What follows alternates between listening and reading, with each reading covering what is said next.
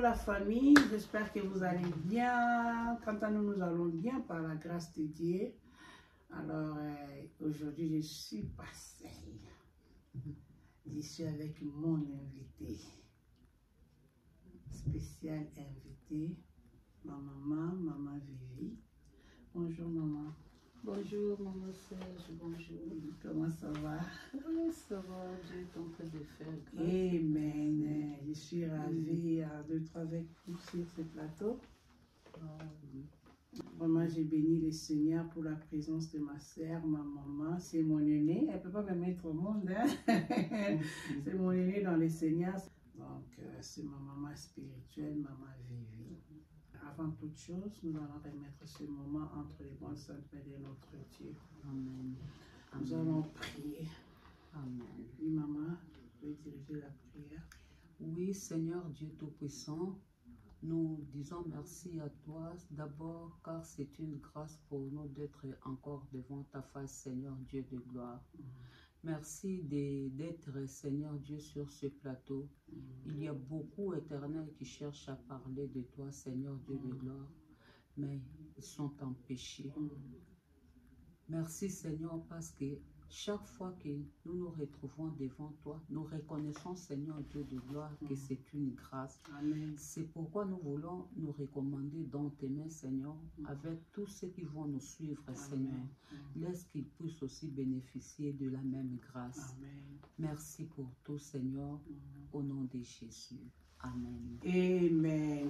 Amen, amen, amen. Amen. En tout cas, je vais encore présenter Maman Vivi. Voilà. C'est Maman Vivi. Elle est pasteur. C'est pasteur Viviane. C'est ma maman, comme je venais de le dire.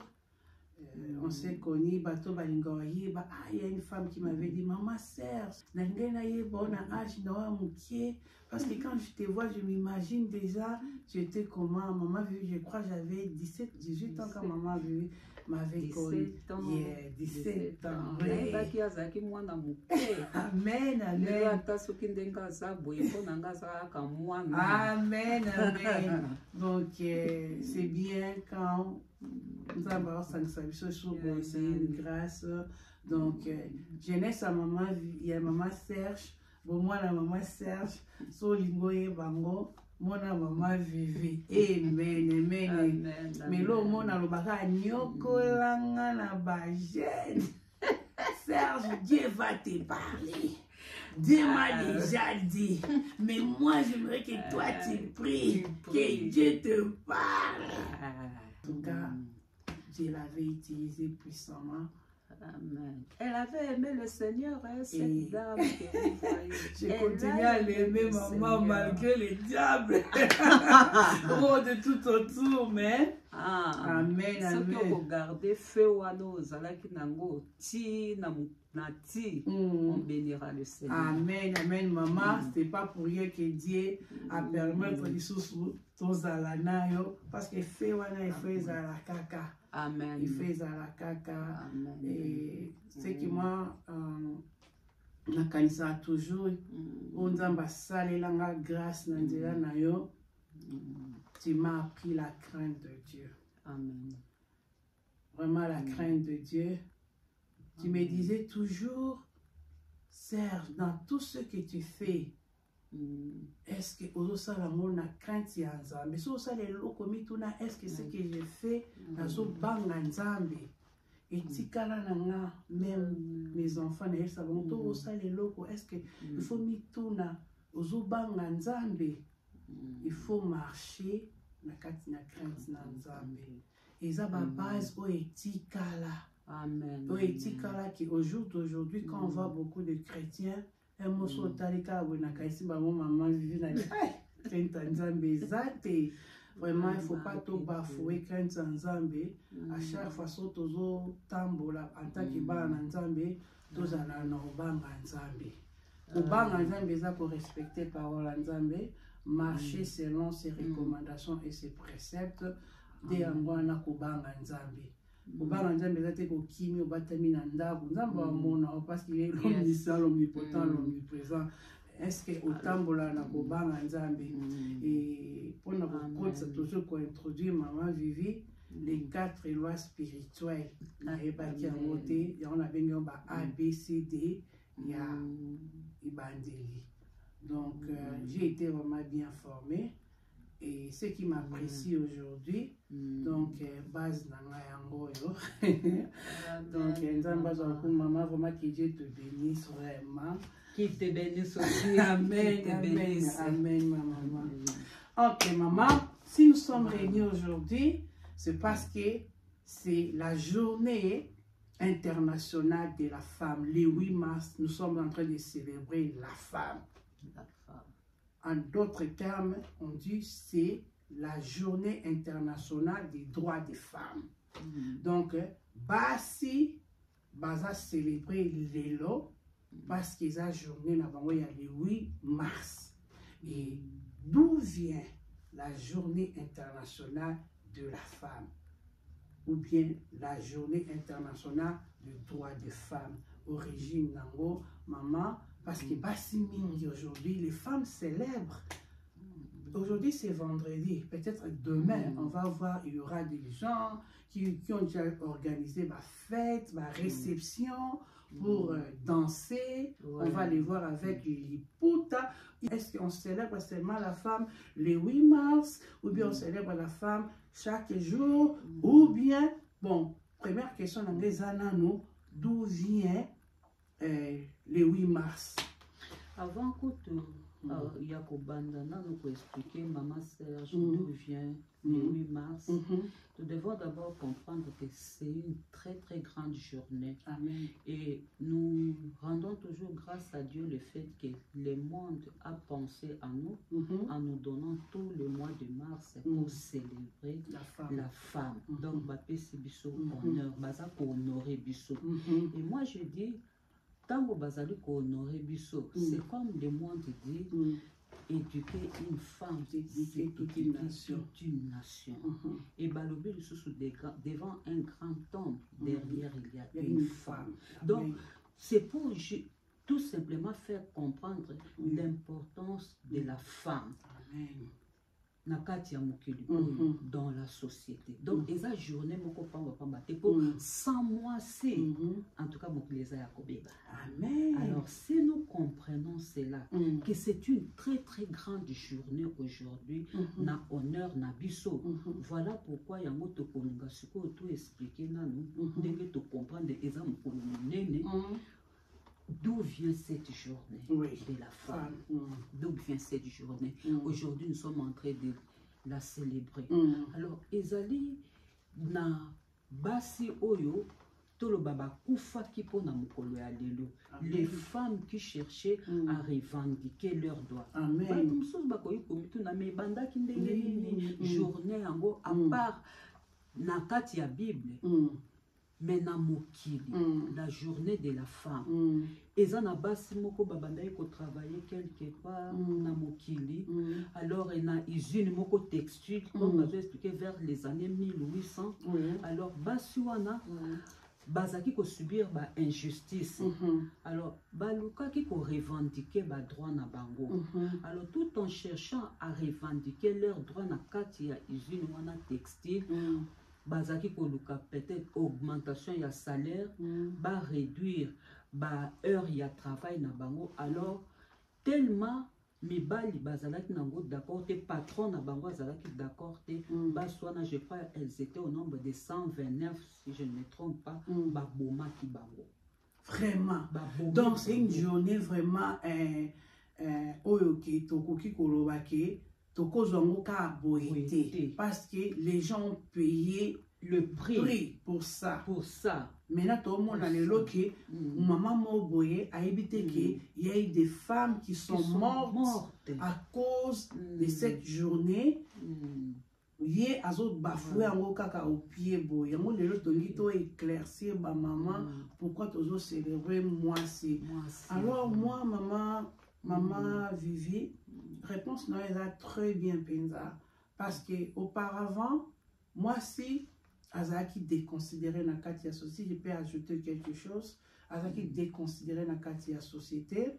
Il y avait certaines femmes qui travaillaient, comme tu venais de le dire, na ba industrie moko texture, donc place basala bilamba, ba confection, wana nde ezaki misala o bazaki kopesa basi.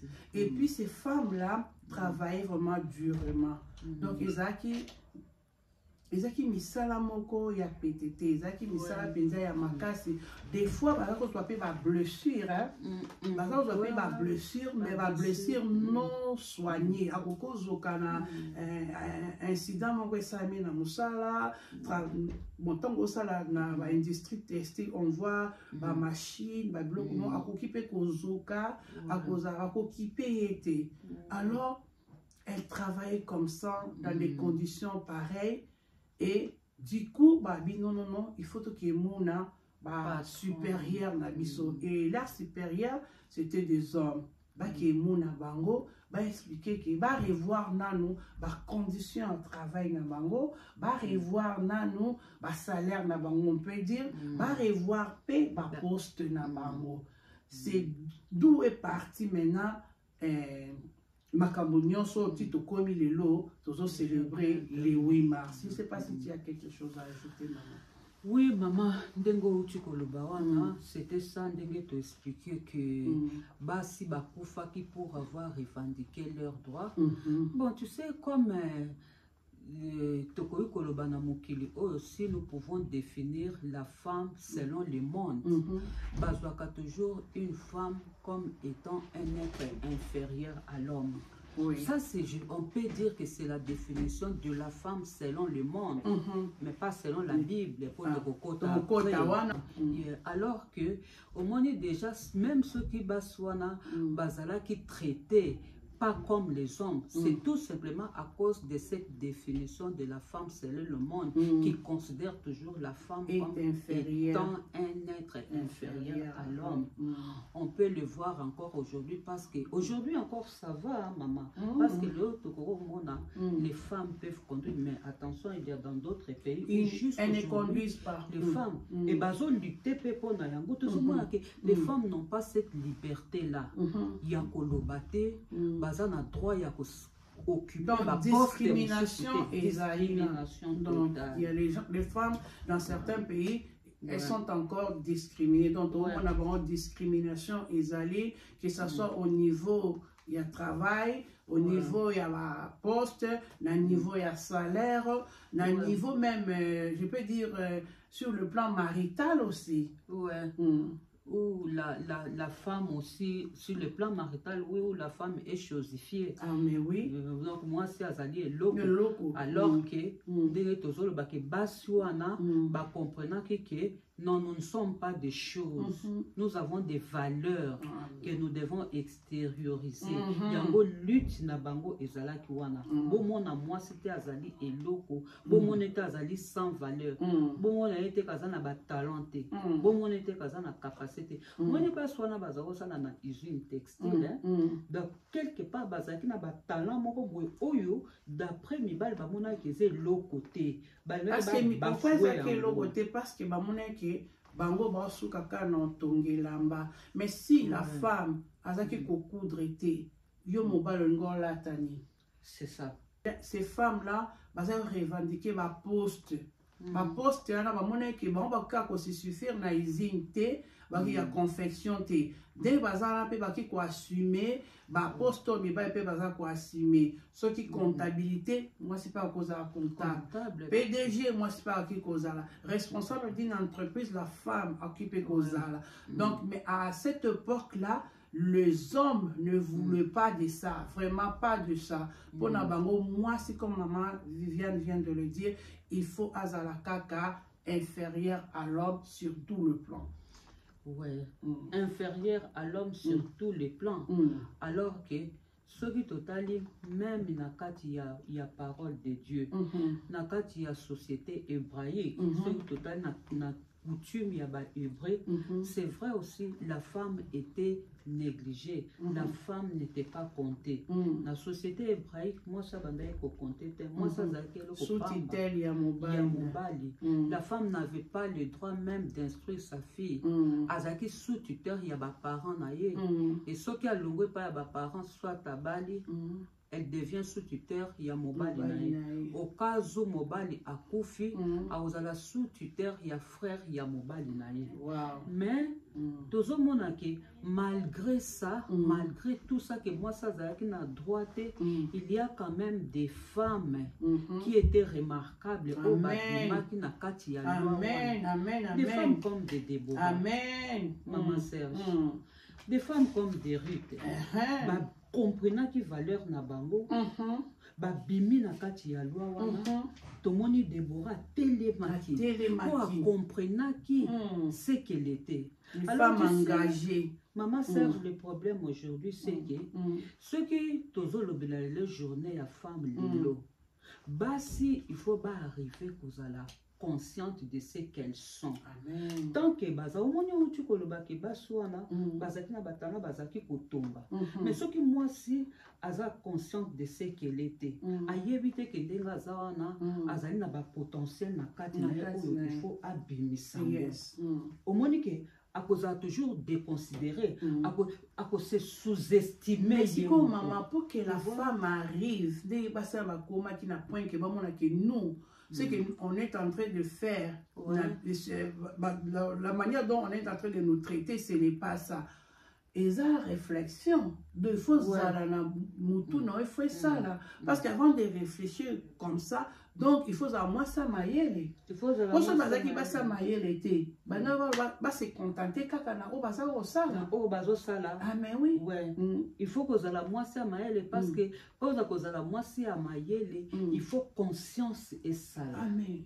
Ce qui conscience c'est ça la té. Moi muto comme moi ça maïele les amis. Yango but na biso ya lelo ezali ko sensibiliser basi baye banano oyo bang parce que tout part de la maman tout part de là na conscience dans conscience na yo eye okomi mwasi ya maye lobi autin ngana ko vanda boyete tant net na mboka ko mama to vandi na bamboko ba pesi biso ba opportunité de ba collège ezali université ezali ba training ezali mais ceux qui ba maman bazo comprendre ce qu'elles ne sont pas devant ba makamyo ça au moins la maman vandi na peut-être maman a un potentiel mo makasi azana talent moko ya kolamba makasi mais il y a vandi na ye et le ko ane ko bimate a commis comme sa femme de valeur te. Amen.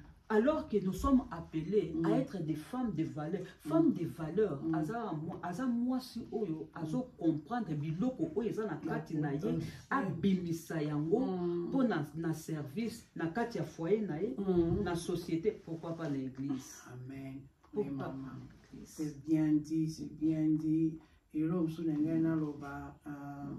pour moi, c'est abimisa. Et ça n'a pas si mon sous-sous.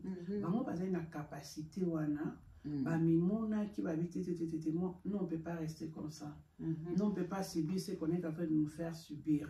Il faut que mon avango, qu'il pleuve ou qu'il neige. Yango au moni et si c'est qui guerre. Et ça qui chose facilité. Donc pour arracher la liberté, il fallait sang écouler. C'est comme Jésus-Christ aussi, pour nous sauver, il fallait faire couler sang naé, il fallait koufa. Donc, je vais dire à quelqu'un que la liberté, ce qu'on aime, ce qui est bien, la facilité. C'est comme quand on va accoucher, quand l'enfant sort, maquillé, et l'autre se sont totalement bien. En tout cas, délivrance, et c'est un makila. Et c'est un atalelo na goma, kuna na ninde, batwazo bundana, kuna. Mais si aujourd'hui, ba Congolais, ba tout ça combien? Maman, tout ça, on a dit canon. Tout ça combien sur le loba lobby qui tout téléma, biso soto kinde, kuna. Vous pensez que les Rwandais qui sont là-bas, ba okimate. Rwandais, zaka, mboka, moi, moukiebwe. Pourquoi ils nous troublent? Parce que biso moko, nous, les Congolais, en général, bien qu'on parle de femmes, mais en général, biso ba Congolais, tout ça va périr. Ouais. Biso ba Congolais toza ba péré. Alors si ces femmes là, bazaki ba peureuse, ba kay ba kinete. Tu pars affronter qui? Tu pars affronter ton chef, c'est lui qui te paye. Ok, quoi, affronter le bac, non, je suis venu revendiquer mes droits. Et quels droits? Qui t'a dit que tu n'as pas de droits? Est-ce que maman, moi, quand il y a eu des femmes au Baversa qui sont mortes pour que toi, qu'on puisse t'appeler femme, que tu sois une femme de valeur. Mais aujourd'hui, tu es en train de bafouer cette valeur. Moi, c'est inutile. C'est inutile dans la société. Mais tango bandeko na yo bakufaki pour le loyo zwa place wana pour le loyo ba valoriser pour le loyo tango sa voiture. Ah oui, ouais, pour le loyo tango sa voiture batu bakufaki batu bakufaki pour le loyo au travail na mobile bozane na office batu bakufaki bozane na bozo travail peut-être collègue na ya travail batu bakufaki. Au moins, il y a bien, maman Serge. Et ça, là, toujours malamu, lutte au bango bandaki, ce qui continuité nango ezako. Ici, on est en train de causer. Est-ce que continuité nango ezosala comme il se doit? Ou bien la journée internationale de la femme? Non, moi, vraiment, dans notre communauté, je pense qu'il faut batouba bimanakati ya libulu wana bazali. Lelo oyo tozomona femme entrepreneur, tozomona femme azo assumer ba poste, tozomona femme zolakisa batu kotonga, mais ça ba misusu aza inutile na kati na société. Toyelinde beaucoup plus les femmes là, tozomona ke baza inutile na kati na société. Mosusu yo lelo mobile osumelinga liputa te biso toza na fete ya maputa boko mpe koswana boke bomeli bolati maputa comme ça lokola ba jipe mikuse. Qu'est-ce que vous donnez na société? Qu'est-ce que la société attend de vous? Est-ce que basi na kende ko revendiquer ba droit na bango pour que yo lelo okomisango journée liputa, journée à la fête, journée à kolangwa, ndenge tombaka week-end boye, lobby samedi tokoyokawa et kozala somo comme nous on est des gens des réseaux sociaux, tokomona na ba TikTok déjà aujourd'hui les gens commencent à m'envoyer déjà des petites vidéos, tout ça. Non, nous sommes venus conscientiser les mamans, nous sommes venus conscientiser la femme, nous sommes venus conscientiser la jeune fille, nous sommes venus conscientiser le vieillard, nous sommes venus conscientiser donc toutes les femmes sans exception. Yango ko bosana te maman. Tango tozo sala makambo nyonso wana journée internationale de la femme, toke ko kolangwa, to sombi ba maputa. Donc biso to suki kaka wana na journée de la femme. Est-ce que c'est ce que Dieu attend de nous? C'est ce que Dieu attend de nous na journée internationale. Maman, au moins journée le 8 mars, na moi mobimba. Il fallait ezala moi moko ya réflexion profonde pour les femmes. Au Fandi Bolobi, oui, aujourd'hui c'est le 8 mars. Moi, maman Vivi, n'apporte nini na société nanga en tant que femme. N'apporte nini na foyer nangai en tant que femme. N'apporte nini na bana nangai en tant que femme. Parce que n'oublie pas, tango tozolo ba que la femme a des valeurs. Il faut te baka moi si ba valeur wana il faut to ba ko tiango na ba domaine nyonso ya mokili poto za la utile. Ah mais oui, parce que ceux qui tozo ye ba valeur ceux qui dans le domaine professionnel si qu'on a marital to lobani est-ce que tozo salango réflexion parce que moi ça na ba rôle na ya ko jouer ça na ba devoir na ya ko jouer tango zo kota na domaine oyebi que qu'est-ce que en tant que femme qu'est-ce que mon mari attend de moi. En tant que femme, qu'est-ce que la société entend de moi? Ce qui te commet te pousser par raisonnement à ce niveau-là, tu es vraiment une femme de valeur, maman. Tu es une femme inutile. Parce qu'ils avaient compris que c'est une femme de valeur. Parce qu'ils avaient compris que non, c'est les sexes qui nous différencient, mais intellectuellement parlant, il y a des femmes pilotes, Mais il y a des hommes qui ne sont pas des pilotes. Ouais. Donc, moi, c'est pas quoi les camobali n'a pas potentiel. Il y a des femmes ingénieurs. Ouais. Namakambu ebele. C'est ça. Nakoro peut ça notre exemple, maman. Au moins, pourquoi pas? Parce que mon tombeau peut akoro kanisaka ke cause la femme des valeurs d'être au tukoloba. Il faut autant, il faut la docteur, il faut la ingénieur. Non. Il n'est pas donné à tout le monde d'être ingénieur, d'être docteur.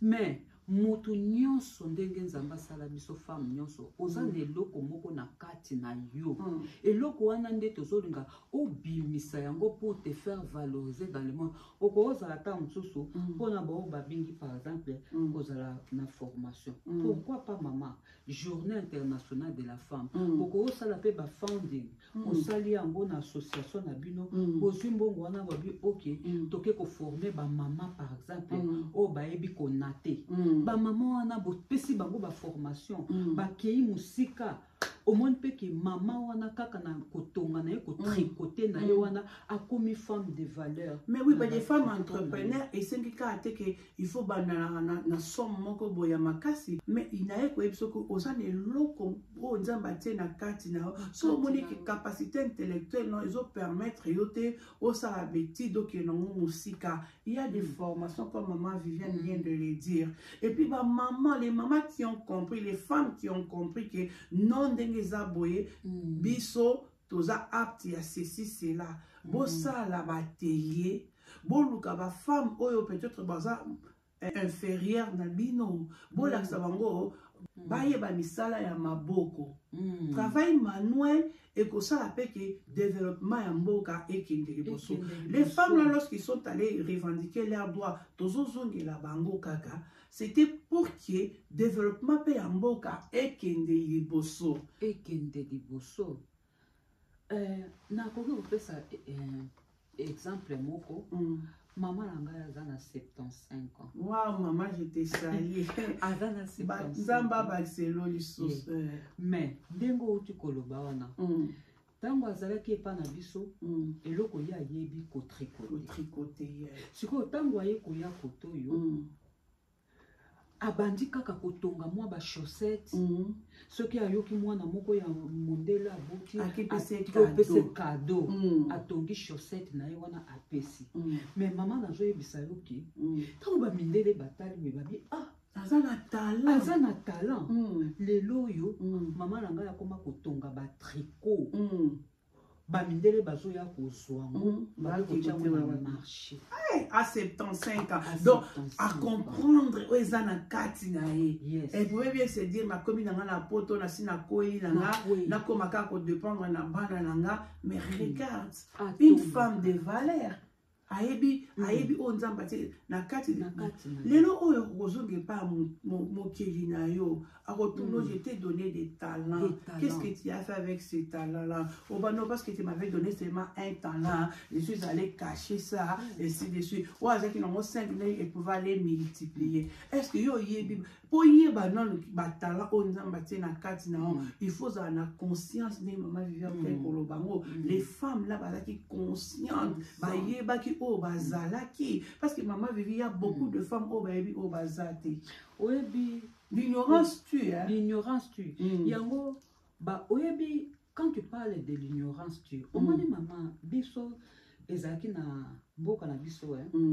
Soko ke ko sala coupe couture ba fingi yo zo bazaki na ndako ba olo bano yo ni ko ke de classe zo suka na coupe couture ngai kutu deti grand frère na ngoye moyebi ye kutu oyo ka o coupe couture classe bazoba ya bazoba. Mais aujourd'hui dans le monde d'aujourd'hui alors c'était l'ignorance de tozoloba coupe couture ezaki pona bazoba alors lilo oyo comme ces femmes là aussi balobi ke bazalaki naba atelier naba industrie à confection texture donc ba monaki mais bango ba monaki ke bakoki ka ko se limiter na ngote oui et ça qui peut m'abêter mais dans un pays ou bien dans le monde entier bisoto ke zaka la carte industrie à texture quoi industrie à texture kotonga oyo yango nde sala ba kombo Gucci. Ah mais oui George Armani. Mais aujourd'hui, les gens ont compris. Les gens ont quand même na ba mamé belé. Au moins, babi baparents na biso basalaki erreur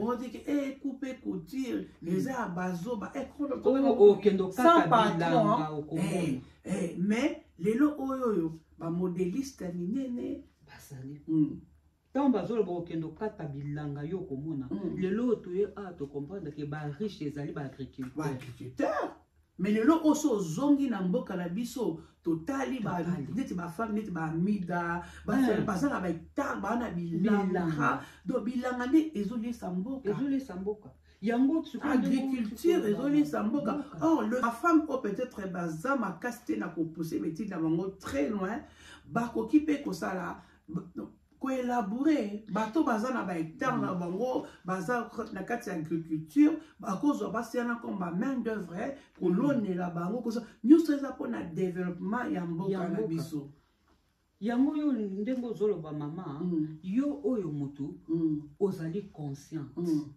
de ce que tu sensibilise bao baza na ignorance parce que bao ba yebite baza tolobi baza na ba ignorance mais ba oyo bazali conscient tokoki pe ko sensibiliser bango po bango pe ba comme conscient de ces personnes. Je connais une sœur Natalaka tosakani ana peut-être elle va nous suivre, je ne vais pas citer son nom.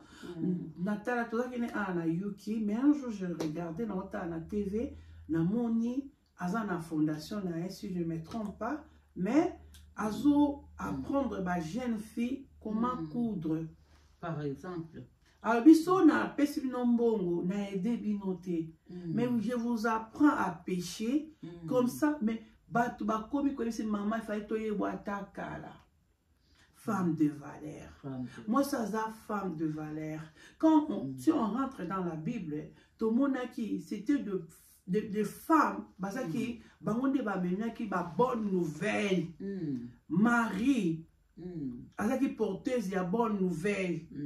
Les femmes au bakende qui ba accompagner qui Jésus a ko bomae.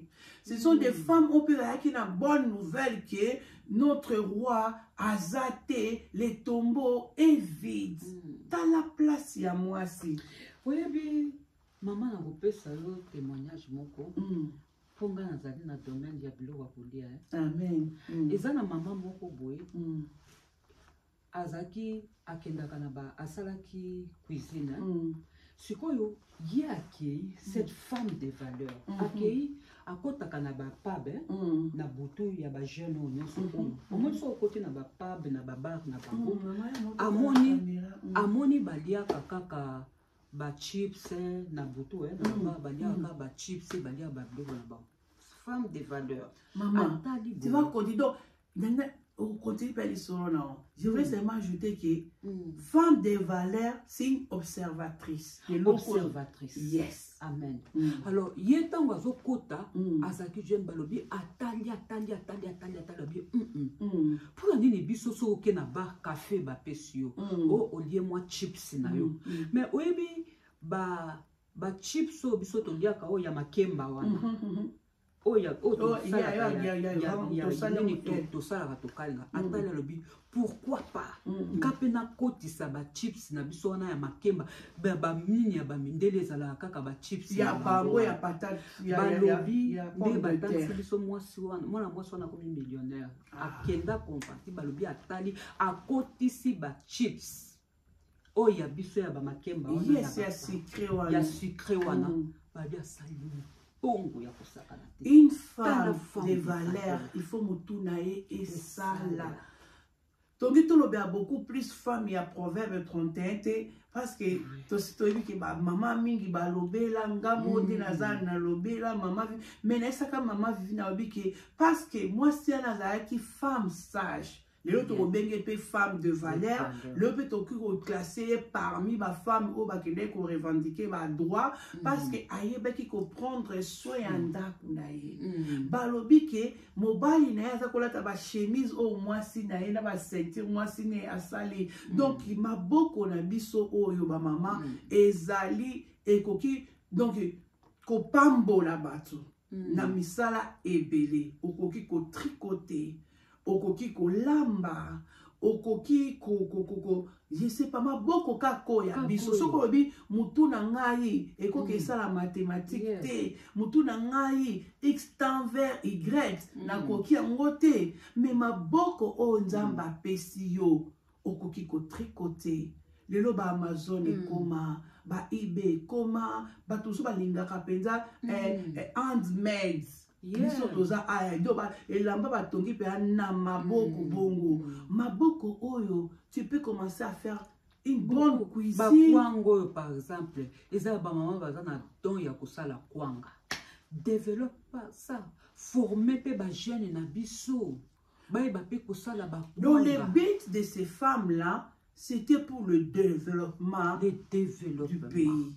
Ezaki te kaka pona bango moko parce que aujourd'hui elles ne sont plus mais biso de l'autre lobela bango basalaki yango pona biso basalaki yango pour toute une génération. Nous aussi nous allons passer un jour et puis bana na biso bakolobela bana biso lobela ngo déjà ta lelo bakaila babila te kanga biso ka photo lelo photo to souhaiter ba maman biso pe to ba femme journée internationale. J'ai fait ça, moi je dis ah donc bah comment on appelle conscience mais il y a un photo keba donc au moins ba femme wana o ba bomaki ba tike biso quelque chose le lo auto héritage tout ça pour conduire tout ça makambe tout ça ba poste mususu grâce na bango siko biso à notre tour to kotike la bala na biso ni parce que ceux qui tozo continuer kotike la bango héritage on a été positif au début et pour ba développer ba na biso ba kokola ba bi que journée internationale de la femme eza journée à kolaka maputo na mitu na bango ba te poto zo mona mama mukolo wana mama la ta maputo maman qui depuis na ba papa ba kepe couple ba bini pe tout ça et puis ba première journée à Liputa en tout cas nos sœurs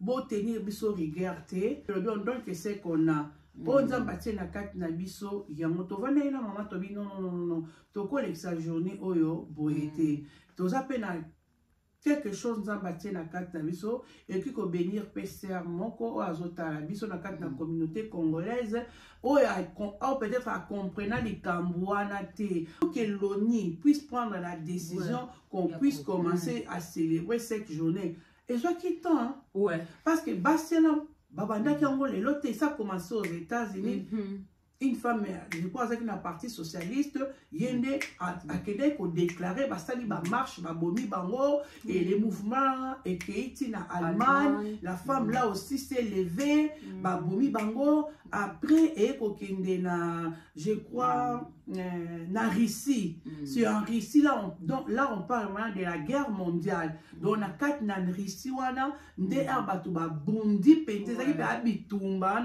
donc ba bundi penza nde baki siko ko banda ko célébrer journée internationale il y a femme mais elle paraît qu'il y a droit de femme parce que c'est leur droit tout ça là bon journée de la femme on peut le dire on célèbre la femme mais c'était pourquoi on a déjà dit ça on a déjà expliqué les femmes ont revendiqué leurs droits donc ba droit na bango na ba poste ba droit na bango na ba salaire ainsi de suite ba que ndor revendiquer ba droit na bango te na limite que nulle part j'ai vu ça na kati na ba couple na bango mais ceux qui déjà na société ça boy ceux qui na ba couple sur les qui pire maman c'était pire alors ces femmes là herba sali bongo c'est pas que yo lelo maman ozala inutile na kati na société biso te ko boya yango ozala inutile te oui maman lo mo lo ba ki obi ba talent il faut ko bimisa yango mais moi je pense que za basi mususu de ka to ba soza ne lo kwa nzambe ya mususu oleki ba banzela mususu boye yo moko zoye bate mais il faut que mutu moko pe aya ko booster yango dès le retour les femmes qui ont déjà compris ya siko ba booster ba si oh non ba comprendre comment les booster de tolobi ko sala ba atelier ba formation ko la bango ko yeba ba potentiel na bango ko apprendre bango ba campagne de sensibilisation comme aujourd'hui c'est le 8 mars déjà pour ça qui déjà ba fiche partout là au Congo vous déjà ba fiche donc aujourd'hui on va parler de la femme comme on le fait avec maman maman Vivi ici, on parle de la femme, va expliquer, parce que je peux vous dire, peut-être qu'il y a des femmes vraiment, on peut dire même à 80%, pourquoi on célèbre la femme aujourd'hui? Moi, je pense que baza même pas 20%, na kati, na Congo, na biso mobimbana, bakokisata 20% te o bayebi. Quand je parle de la Congo, je vois même ceux qui sont aussi en Europe, aux États-Unis, partout, dans tous les 5 continents, partout congolaises azali, ezala mwana, ezala mukolo, nandimite ke mingi bayebi pour qu'on célèbre la femme. Alors on voulait quand même introduire, expliquer d'où vient cette journée et pourquoi on célèbre la femme et comment est-ce que et bandaki et lelo oyo tomonike, il y a beaucoup de femmes qui sont ignorantes, beaucoup de femmes qui ne savent pas pourquoi elles sont femmes.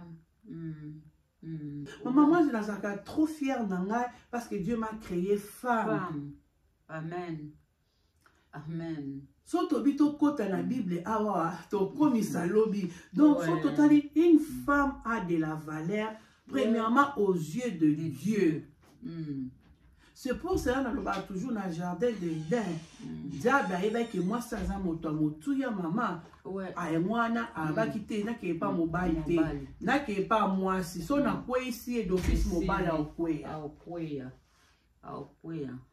Dieu nous a donné cette place-là. Mais il y a d'autres mamans, certaines mamans, bayebi place na bangote, que ça soit sur le plan social, que ça soit dans le domaine de Dieu, que ça soit, maman, bayebi place na bangote. Moi, parce que mutu aza inutile, to lo bata mona kati na moki. Autant de moninga non moi si perobi, est-ce que oh aza paye que la mianzambe.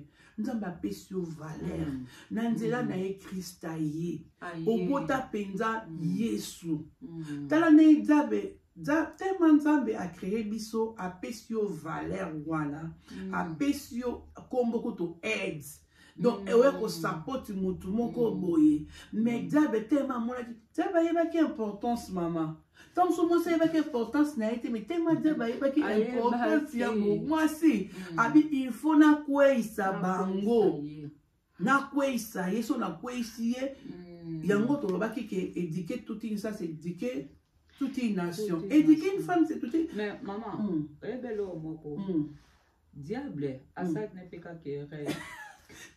Et les erreurs, les erreurs sont faites pour corriger. À ça qui est erreur, mais Jésus a corrigé. C'est Dieu qui avait permis. À ça l'erreur, à l'accès imbécilité. Jésus a récupéré. Dans l'exemple net, il y a femme samaritaine. Oh, et scandalisé qui n'a pas disciple. Et scandalisé n'a pas disciple. Balobi, oh, Jésus a zokende ko s'entretenir na femme na moi si ba disciple scandalisé non seulement kaka moi si Yesu mais quelle femme samaritaine oyo babandaki ko yokana te na ba juble Jésus a ko s'entretenir na amen. Jésus a tarité kaza femme samaritaine. Jésus parce que Dieu Jésus c'est Dieu lui-même créateur. Tant qu'on a créé qui alors va quitter aux femmes samaritaines, aux femmes prostituées, aux femmes boyées, et amis ça la diable parce que diable avec la jardin des Bible après entretien à bango. Bah lui moi soina elle est retournée avec une grande joie terrible. Père a commis missionnaire, il y a bonne nouvelle. Maman, combien de femmes sont des missionnaires, il y a bonne nouvelle. Bonne nouvelle de l'eau. Journée de la femme. Bonne nouvelle de l'eau. Ezanakati to bengi soi-disant lingomba ngana loba toujours nzamba vanda na ba bâtiment te biso nde tozo constituer corps ya Christ. Nzamba vanda na kati na moto. Le loso ba bâtiment eza sous na comment dire et quand je parle des bâtiments je vois ba église place to kin lokuta na eza sous na motu ya te c'est parce que Christ avanda na kati na biso te. Parce que moi si a valeur faut Christ avanda na kati na maman. Ce que Christ avanda na kati na akobi faire ressortir oh nyoso malamu eza na kati na ye. Comment aneti moi si mususu na la poto azofinga hôtel pebi Mutoki ko finga boy. Est-ce que yo baninga bakendaki bandimaki ti kufa? Est-ce que bandimaki po yo na sima oza moi simoko ya insanité? Non. Oza moi simoko songi. Bonne nouvelle. Bonne nouvelle ezate. Bonne nouvelle ezate. Les femmes de la Bible, qui ba porteuse ya ba bonne nouvelle. Ça veut dire que tango a comme place moko boye amemi sango wana bomoni changement et salami mbala moko en bien. Mais combien de femmes ba memaka changement maman Vivi? C'est ça. C'est ça. Combien de femmes apportent la bonne nouvelle, le changement? C'est ça. Dans les réseaux sociaux, dans YouTube, c'est parce que c'est devenu un peu busy dans ça, par la grâce de Dieu, peut-être on a déjà commencé. J'ai fait des relations avec des gens qui les longs sauvent d'habiter maman, c'est naïbiété quand on est là YouTube. Mais quelque part on avait une habité. Moi ça m'a aidé à yoka à Nzambe. Quand j'étais venu dans les réseaux sociaux, ils qui par inspiration. So pe na yoka Nzambe te. Mususu ba jeune couple on a côté na bango batebele bayaka na makambo na masolo na maloba Nzambe, mais moi si avalait il faut la bénédiction pour na mususu. Amen. Il faut la bénédiction pour na bato mususu. Amen. Et puis et donc comment on a comprendre maman, moi si avalait il faut la moi soyo ami yo kakalankati nae. Ouais. Moi, ça n'a miyoka qui basena ba miyoka qui na kati na bango. Quand je dis comme miyoka na kati na yoka Nzambe. Amen. Basi mingi basa en écoute te maman. Pourquoi basa en écoute te maman? Parce que au moins basa en écoute parce que maman pour na kozala na écoute ndenge to lobi condition numéro 1 il faut ozala nano moi simoko nakati ya Yesu. Voilà pourquoi la Bible dit la femme sage bâtit sa maison. Or sagesse soit toujours angoka nakati ya Yesu. Amen. Nakati ya koyoka Yesu. Ce que oza déjà na Yesu ya solo okozala à mesure ya koyoka Nzambe. Amen. Okozala à mesure ya kozwa ba révélation ya Nzambe. Amen. Des femmes comme des Rebecca. Azala ki moi c'est à écoute. Donc si ndenge bitumbe zo sala manakati ya libomo na ye. Azoyoka obana habité. Kendo hôpital. Ya habité. Donc kendo hôpital. Ezali kambu. Il y a deux nations na kati. Ezobunda tika makambo hôpital. Pona nini? Azalaki femme ya écoute, azalaki femme ya révélation pour azalaki na Nzambe. Maman, j'aime quand tu parles de femme ya révélation. Yes. Moi si basio bakide l'autre la journée internationale de la femme. Basio bakinde ko revendiquer ba droit la bango, bazaki basi ya révélation. Parce que ba ye baki ba ki comprendre oh bango baza.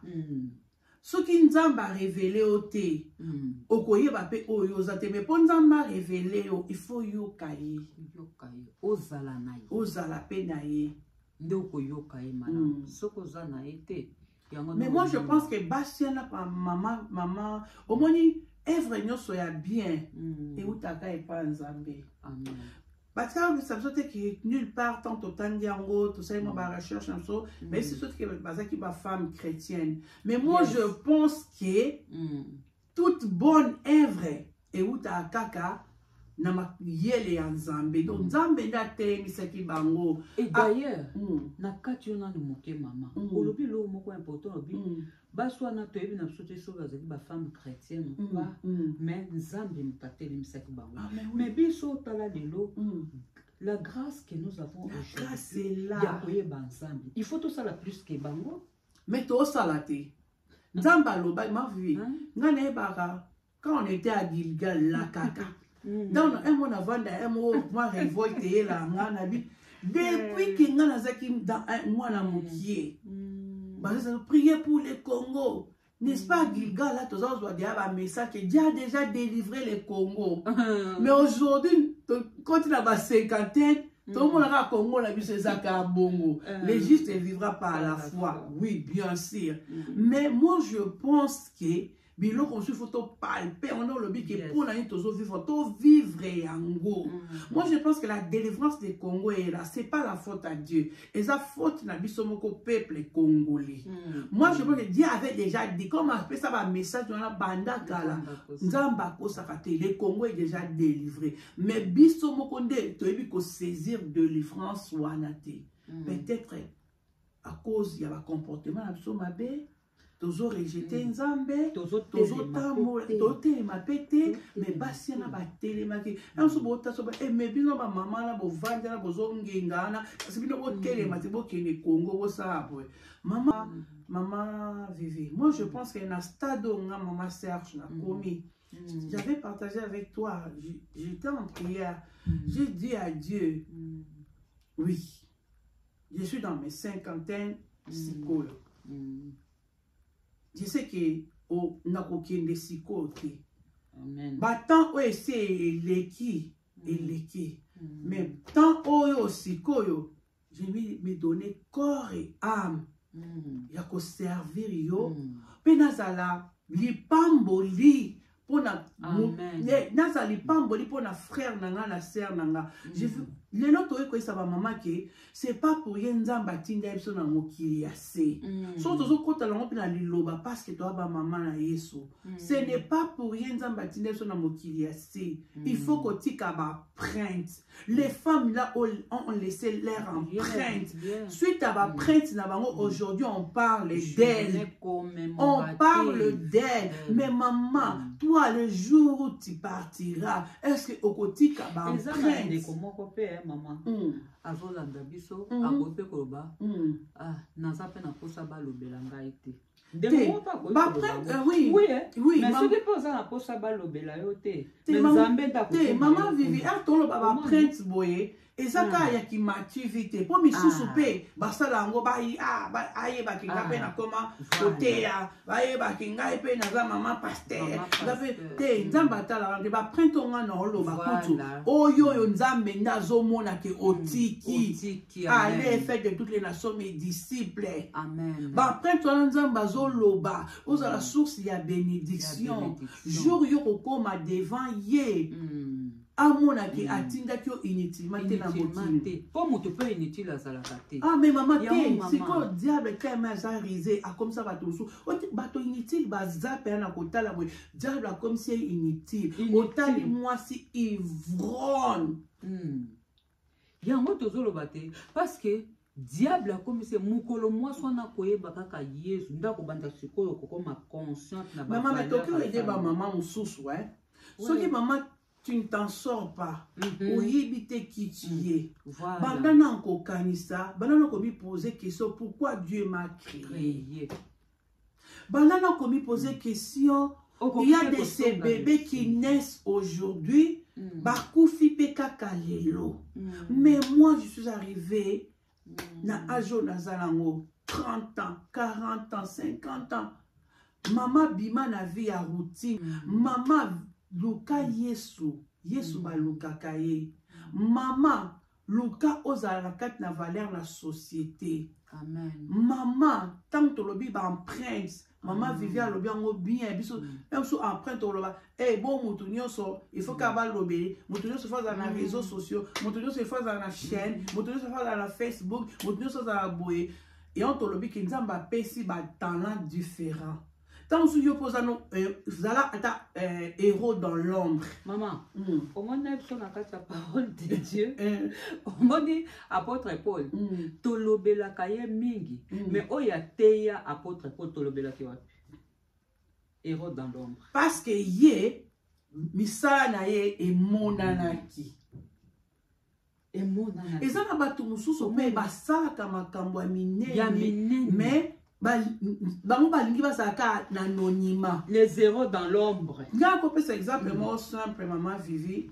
C'est qu'on a dit, ah maman, Dieu m'avait mis à cœur parce que les loyo Nathalie Kolia, Nalia Banana Muki, Kolata, Zambasada la grâce. Oh boy, Nathalie n'a habité. Et ça pour tout Dieu avait commencé déjà à me parler depuis longtemps. Avec le PO Yazopambolanga, Mutumoko Aliango, o aza membre ya famille na nga te o na yebi te c'est biblique d'abord et d'ailleurs parce qu'on dit souviens-toi de l'orphelin et de la veuve. Amen. Mais parce qu'il a moi ça écoute nabi avec le paix na kosala mais père mboko toza un mususu pona sala ya mkoleka il faut na senga pe ba aide donc il faut na lobelo ko na zo sala nazo sala ngote po mokili yeba nazo sala ngote mais nazo sala ngoke parce que nzambe ipambole ko yakaka na nzela ya koloba boye yango moni bato basala ba GoFund bato badapesa exemple ya mwana soli ketura alukaki 12 000 awa sukaki pa na nga nakozala mpona 12 000 awa opesa te le pe tozalaki nango tant que famille topesaki ye mais akende na GoFund.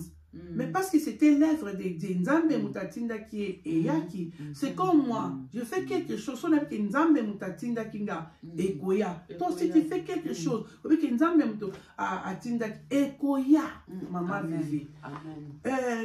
Mais on a battu mususu, basa keloko po mokili applaudir. Tant on ça eloko po mokili applaudir, Nzamba omonote. Mais tant on ça eloko parce que Nzamba tindi osa eloko wana Dieu sera avec toi. Ataba difficulté, ataba nini Nzamba oklongisa obimisa yo. C'est comme les femmes là. Ceux qui bazaki na Nzambe te.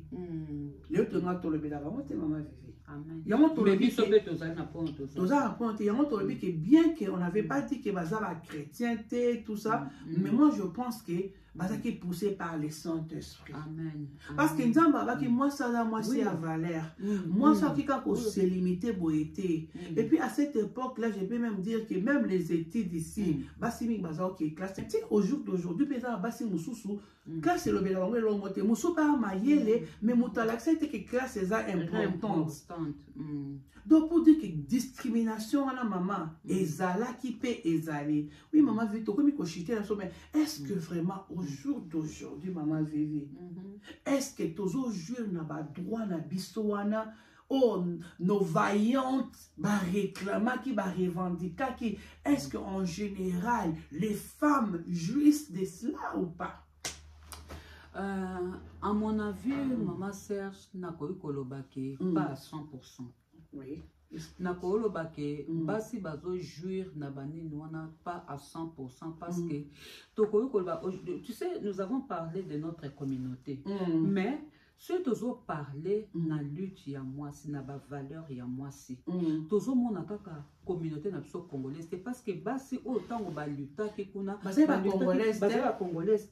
Et puis on a vu l'histoire, ça a commencé aux États-Unis et puis en Europe, on n'a pas cité les Congolaises, hein. On n'a pas cité. Mais si on parle de notre communauté, parce que premièrement nous sommes des Congolaises et nous sommes en train de parler na ba bi oyo ezosa manakat na communauté jour il y a le 8 mars, on a conscientisé ma maman. Lorsque ces femmes-là sont allées, c'était pour l'humanité tout entière.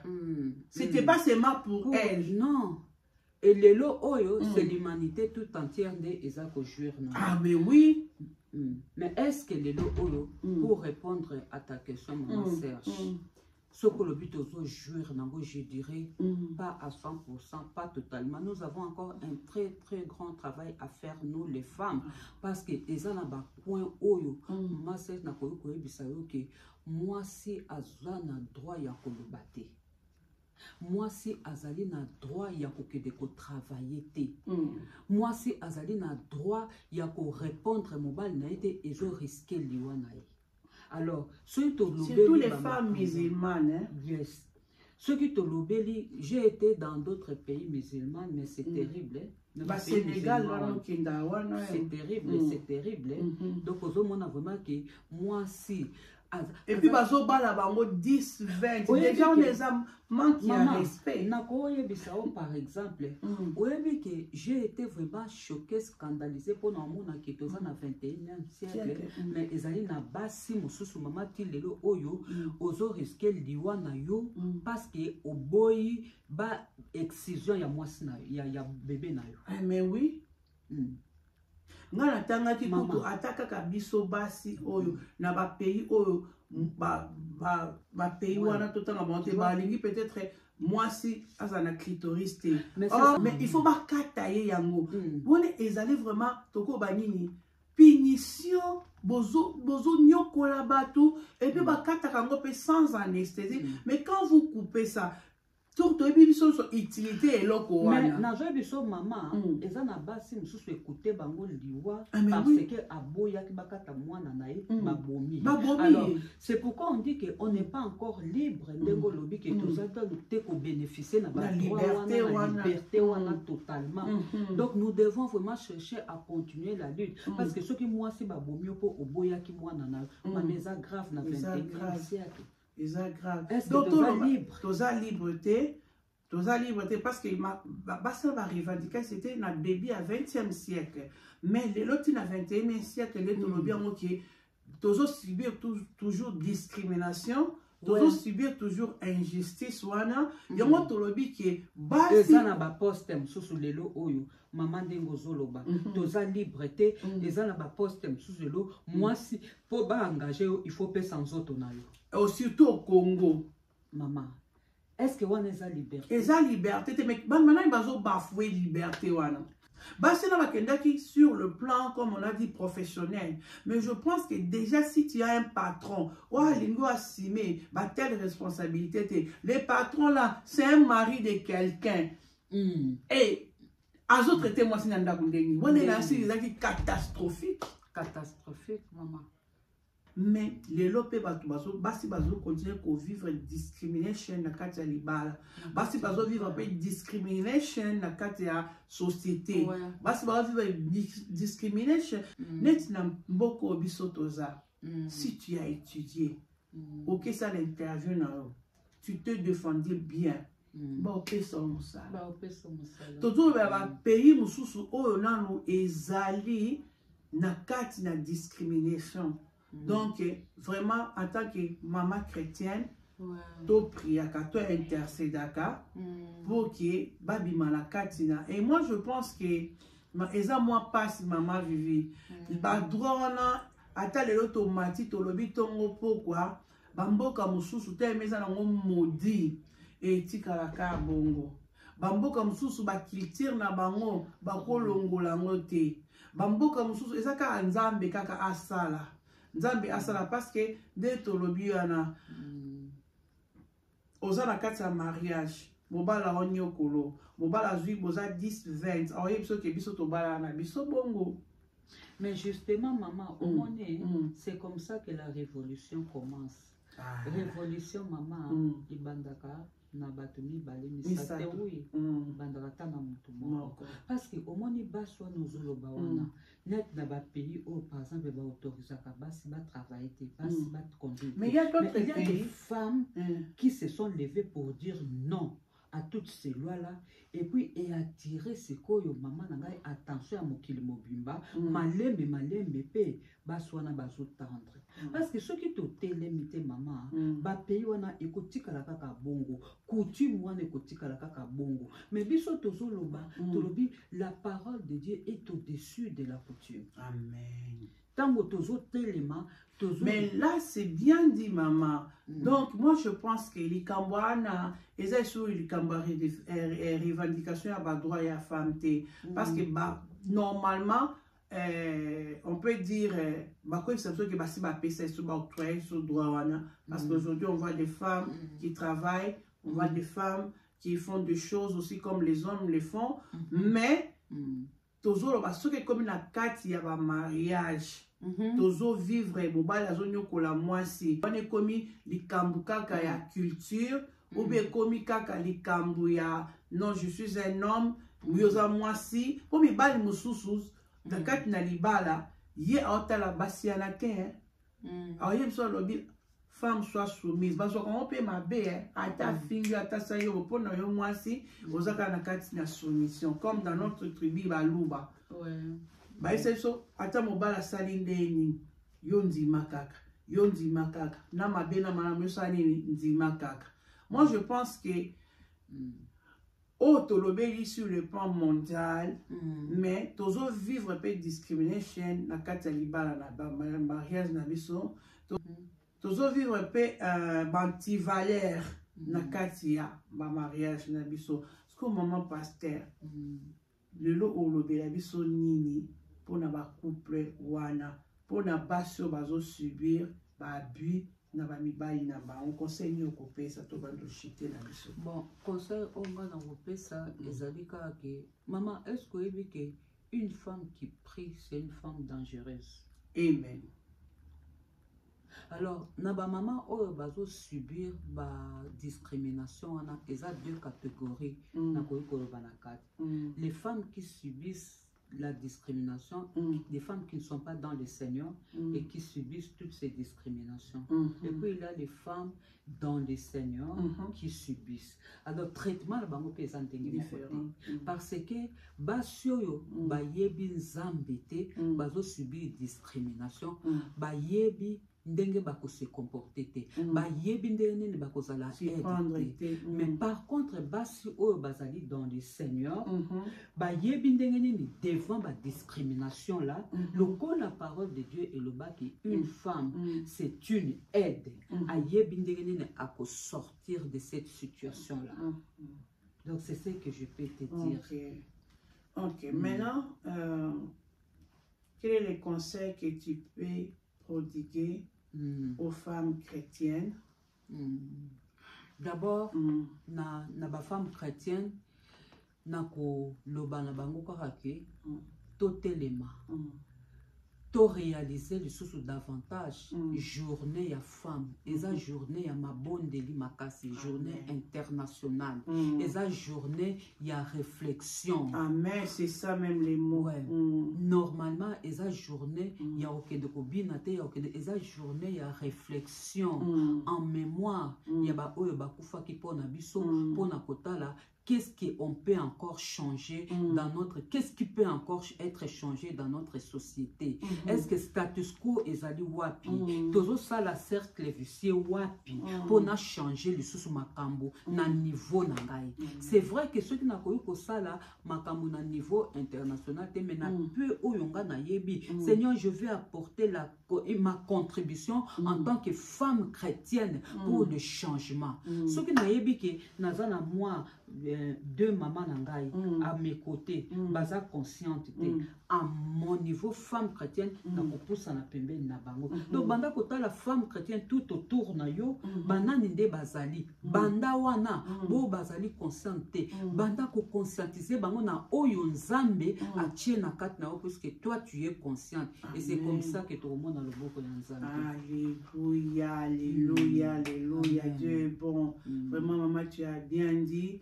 Je pense qu'une femme chrétienne a yoki biso, une maman qui a subi la discrimination a yoki biso, et puis muto a ébaki importance il y a journée il y a le 8 mars maman a ébaki en roté a yoki biso, jeune fille a ébaki en roté a yoki biso, mais ata ou a ébaki en roté parce qu'il y a des petits ayebi na yebi ozo to expliquer eza na mwa site obeti sur Google autant okoyeba origine nango d'où vient la journée de la femme okoyeba historique nyonso mais ayebi na ye mais pas ça ne ka moto aloyenge pas ça ne ka moto alinga ambiance parce que abafoué na e valeur ayebi ne valeur mais il a plus même koloba bongo alika amener vie au azo mener. Mais laisse-moi te dire, ma sœur, vie haute, aux en c'est courte. Et ça vraiment courte. Tobo santé qui est un créateur na biso. Dès to lobby, oui, batum sous bako ba ke biso atoza besoin ba lobby la bisote, mais nzambo atinda ko na mokila c'est a lobby na o ki kinde bilangeza munene basali bazamukie. Pona ko gagner basali ba lobby lo kaka. Pona ke luka basali ne na lobaki boye na bi mama Vivi amonanga na aja boye boye na boye ezali na nzela makambo ya nzambe. Donc c'est makambo ya nzambe te etam so pete ngai to yebana te. Alors ngana lobaki lelo peut-être toi tu as un bon travail, t'as pas de problème dans ton mariage, mais tant sous voisine na yo azana problème Oh, yo peut-être au vaincre, mais zala source ya bénédiction. Luka offert sortir na kat na likambo o yazo le katro. Oh yo okoki kosa o ya koki kosa la te. Zala o yo ko permettre ye na batala na yo. Et puis ce que je veux aussi dire, tu vois, Bible le dit toujours que soutenons-nous les uns les autres. Peut-être qu'il y a une femme aussi qui est dans la situation où elle ne sait pas comment s'en sortir. Mais on peut toujours partager. Au bon à orienter vers une bonne personne qui peut t'aider. Il y a une situation ce qui peut-être oui, maman, là, le dit bien. J'ai eu à causer avec d'autres, certaines femmes. Babi Makambako s'est confié au yo. Surtout vous, le pasteur. Babi Basi Balembi. Oko confié problème n'a pas pasteur. A Québec, la moi sinae. Le quoi m'a vu à la pasteur. A Québec, la tonton Pierrot. A commis beaucoup de nous sujet à moquerie. Et on va commis à préférer avant dans les Camerounais. Mais tu sais, maman Vivi, qu'on voit dans les Camerounais, ils ont beau maman cassé. Il y a un mais maintenant stress. Et qu'on voit dans les Camerounais, ils sont moutazol loba. Azo se défouler et ça la thérapie mobimba et ça thérapie mobimba basal na nzambe ba bongisa pe place wana donc bangone ba kobi ko induire batunéraire ko ça ke batu ba ya ko se confier et pas na bangoti na ko bisoka eloko moko mama au moins na la parole de Dieu et il y a zala qui découragé dans tous les sens. Mais tant que pas ensemble, il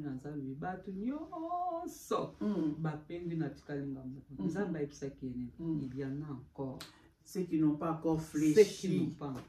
Fléchi les genoux. Attends, au moins dans les oranges pourris. Attends, il y a malade. Oui. Donc, ce qui vraiment, en tout cas, ça batali pour ça, ya motema na yo. Na kati ya ba o na ba fléchir te wana ba pasteur.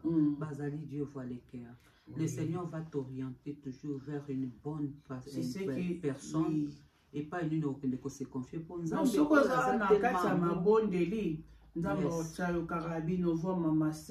Yes. Maman Vivi. Il est amour. Ah, il est amour. Dieu est amour. Ba maman mingi bazo senga penda thérapie et salama. Ma vie na CP mingi prochainement par la grâce de Dieu. Nous avons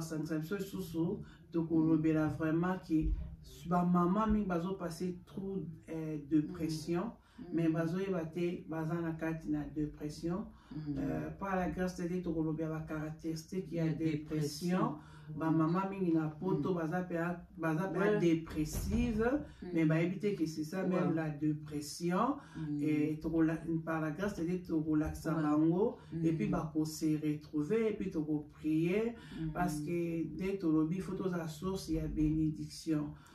Tout onzamba pesibiso, ba capacité onzamba pesibiso. En tout cas, il faut et mutumoko a bénéficié nango. Comme aujourd'hui, nous sommes en train de bénéficier de la journée à femmes. On biso to bundate, to bota makaka kutu nanute, to yeba ki dans le coup de kokai ko sala mabongote.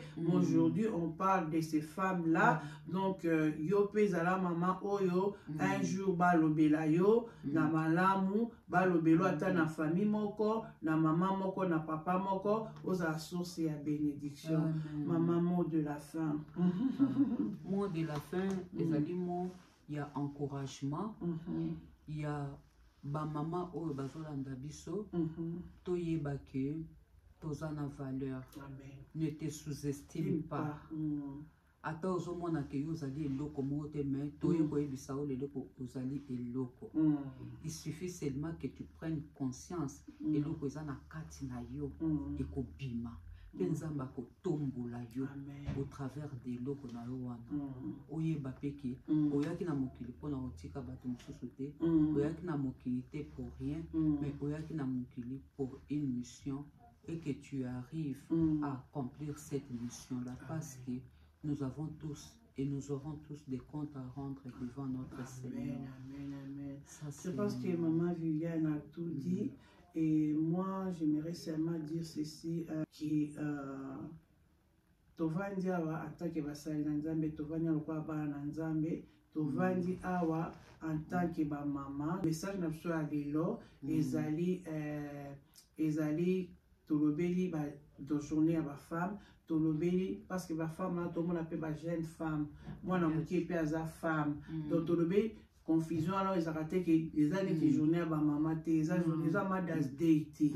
Alors maman o ayo ki biso oyo alingi peut-être à contacter biso na toujours numéro na ba réseaux sociaux na biso ezali ou bien asepende maman Vivi à lobby azamati à contacter ngai na contact na maman Vivi. Je pense qu'aujourd'hui c'était la toute première fois que je suis avec maman Vivi sur ce plateau et je suis vraiment flattée, mais ça ne sera pas la dernière fois. Avec l'aide de Dieu, vraiment, on va commencer à bénir les mamans, comme j'ai toujours dit, tous les abonnés de Anaké Family TV, nous prions pour vous, continuons aussi à prier, à soutenir cette chaîne, parce que cette chaîne, Nzambe Azo bénir au travers. Et nous tenons sommet dans le lobby, où a mis content maman pasteur Vivi. Et peut-être avec les temps, tu retiens un système où il y a un numéro à téléphone, mais pour le moment, il faut me contacter. Donc, je suis bien placé à en contact avec maman Vivi. Alors, je voulais aussi dire ceci, par la grâce de Dieu, j'ai une fondation. Je ne peux pas dire que c'est ma fondation à moi. Donc, c'est Dieu qui a poussé qui est le ça à ma bongo. Peut-être un jour, à long et à large, je vais expliquer pourquoi. Et puis, je vais vous donner les détails sur Motoingo et plus d'informations à contacter Ngaï. Je ne sais pas si tu as encore quelque chose à dire. Si pas, nous allons prier et puis remettre notre nuit entre le bon sainte mère de notre Dieu. Oui, on peut prier, on a tout dit. On prie. Père, Dieu Tout-Puissant, nous voulons te dire merci éternel Dieu de gloire, parce que nous savons que cette nuit, Seigneur Dieu de gloire, cette émission a été une très grande bénédiction pour tous ceux qui nous ont suivis ainsi que pour nous-mêmes. Nous voulons, Seigneur Dieu de gloire, que toutes les paroles dites, Seigneur Dieu de gloire, puissent encore, éternel, produire des fruits dans nos cœurs, dans nos vies, éternel Dieu de gloire. Merci parce que je sais qu'aujourd'hui, éternel Dieu, une maman a été bénie, éternel Dieu de gloire, par cette émission. Merci, éternel Dieu de gloire, pour maman Serge, l'organisatrice de cette émission. Bénis-la encore davantage. Bénis, Seigneur, sa famille, les enfants, Seigneur Dieu, et que tu puisses élargir encore les temps éternels, Dieu de gloire, de tout ce qu'elle fait, au nom de Jésus. Nous nous recommandons entre tes mains. Bénis toutes les familles qui suivront l'émission, Seigneur Dieu de gloire. Merci dans le nom de Jésus, Seigneur, pour tout ce que tu as fait, éternel Dieu de gloire, ce soir au travers de cette émission. Au nom de Jésus, notre Seigneur, nous t'avons ainsi prié ensemble et nous disons Amen. Amen. Merci beaucoup la famille, que Dieu vous bénisse abondamment. À bientôt. Bye bye for now. Bye bye.